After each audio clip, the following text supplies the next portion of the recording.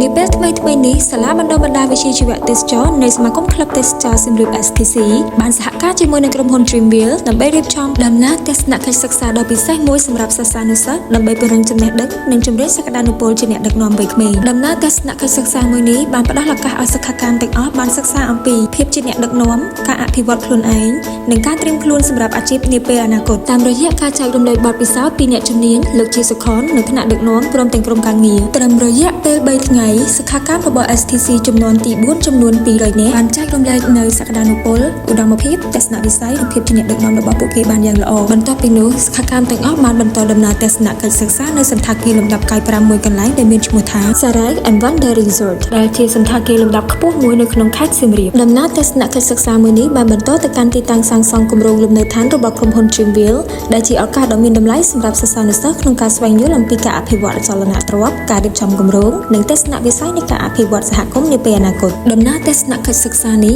មិនត្រឹមតែផ្ដល់ចំណេះដឹងថ្មីៗប៉ុណ្ណោះទេប៉ុន្តែបានថែមទាំងជំរុញឲ្យសិស្សានុសិស្សមានចក្ខុវិស័យទូលំទូលាយបង្កើនទំនុកចិត្តនិងការត្រៀមខ្លួនក្លាយជាធនធានប្រកបដោយគុណភាពសម្រាប់សង្គមសាលាបណ្ដុះបណ្ដាលវិជ្ជាជីវៈទេសចរណ៍នៃសមាគមក្លឹបទេសចរណ៍សៀមរាបនិងក្រុមហ៊ុន Dreamville បន្តបដិញ្ញាចិត្តនៅក្នុងការបង្កើតឱកាសសិក្សាដែលមានអត្ថន័យដើម្បីរួមចំណែកអភិវឌ្ឍយុវជនកម្ពុជាឲ្យក្លាយជាអ្នកដឹកនាំជំនាន់ថ្មីប្រកបដោយសមត្ថភាពនិងចក្ខុវិស័យ